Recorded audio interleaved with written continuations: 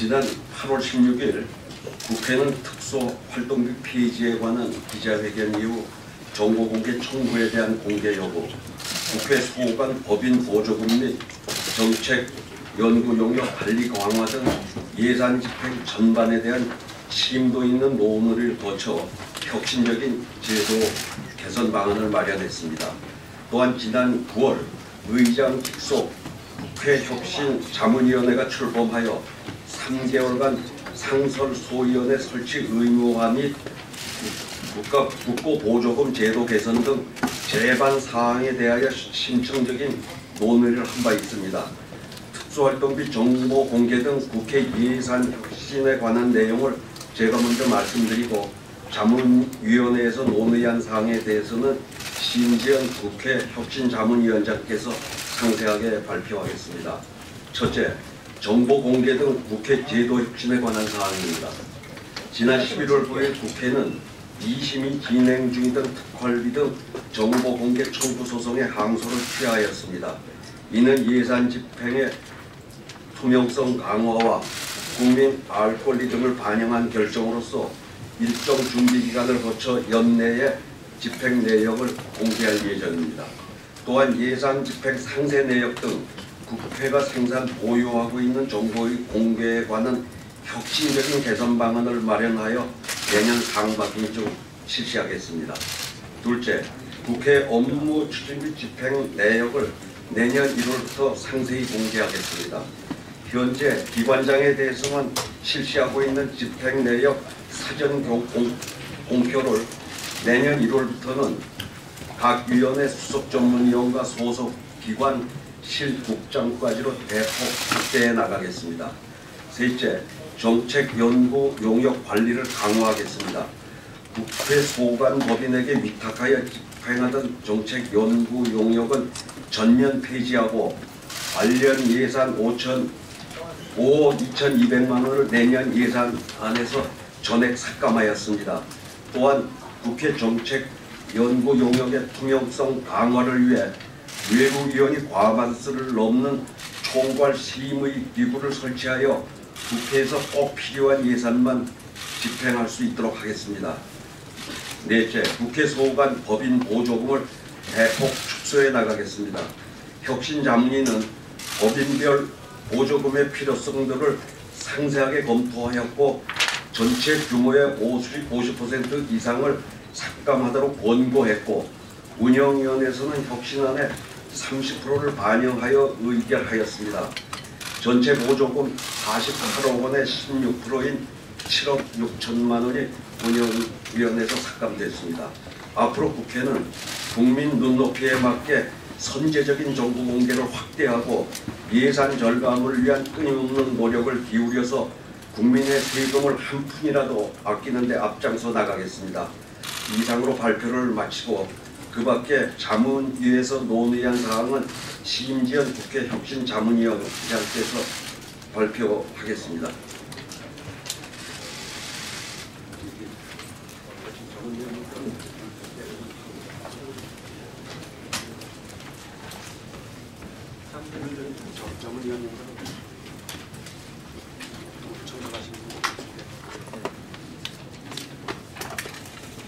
네, 자문위원장 심기현입니다. 우선 오늘 이 자리에 함께해 주신 자문위원 여러분을 소개해 드리겠습니다. 장영철 위원님이십니다. 박상철 위원님이십니다. 한공식 위원님이십니다. 박추환 위원님이십니다. 이현출 위원님이십니다. 예, 나머지 두 분이 더 계신데 오늘 다른 일이 있어서 참석을 못하셨습니다. 그러면 제가 그동안에 자문위원회 활동을 하면서 있었던 내용에 대해서 간략하게 말씀을 드리도록 하겠습니다. 오늘 이 자리에서 문희상 의장님의 자문위원회 활동 결과를 1차 활동 결과를 보고드리게 된 것을 기쁘게 생각합니다.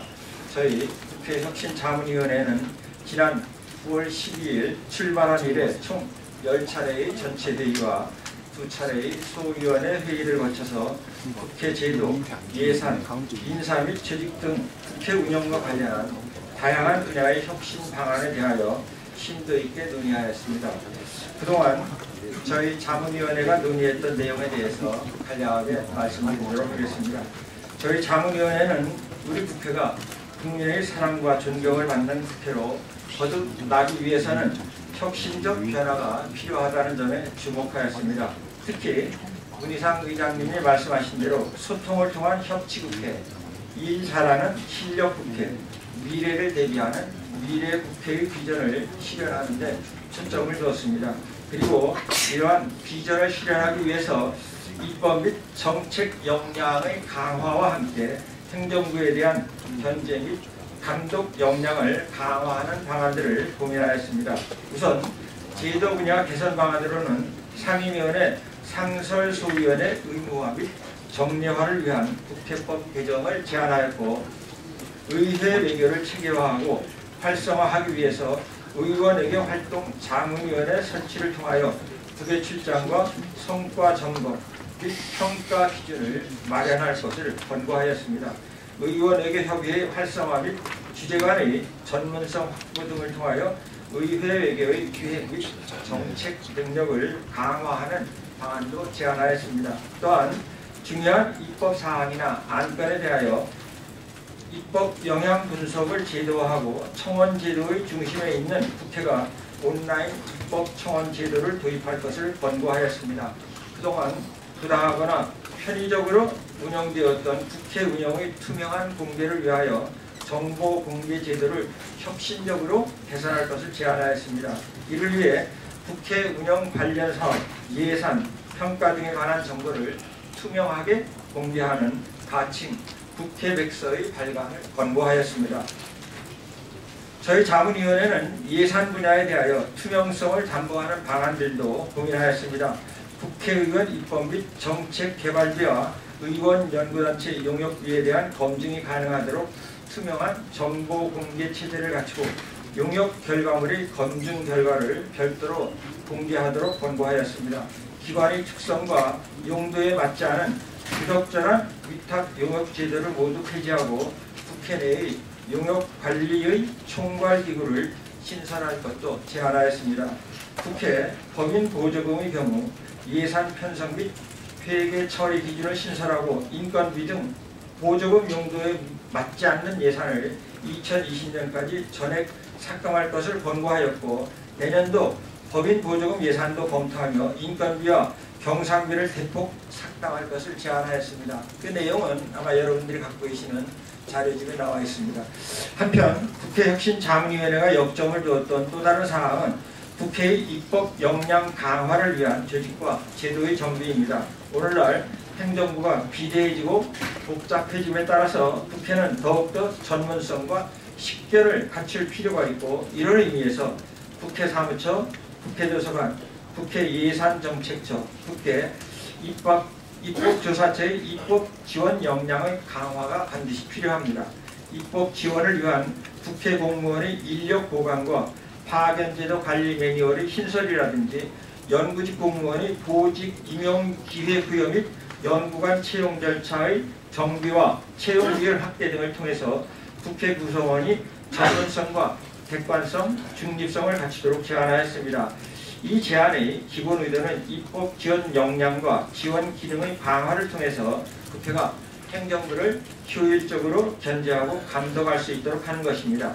아무쪼록 저희 국회 신자문위원회가 제시한 방안들이 국회의 논의 과정에서 국회법 등 관련 법률에 반영되어 우리 국회가 의장님이 제안하신 바와 같이 일 잘하는 실력 국회가 되어서 국민으로부터 신뢰받는 국회로 거듭나게 되기를 기원하면서 결과 보고를 마치도록 하겠습니다. 이상 저희들이 결과 보고를 마치고 간략하게 여러분들 기자분들이 질문이 있으면 질문을 받도록 하겠습니다.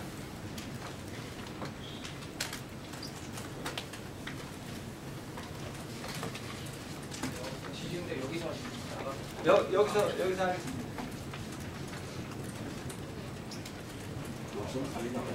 네? 시간이 지금 돼서 나가서 지금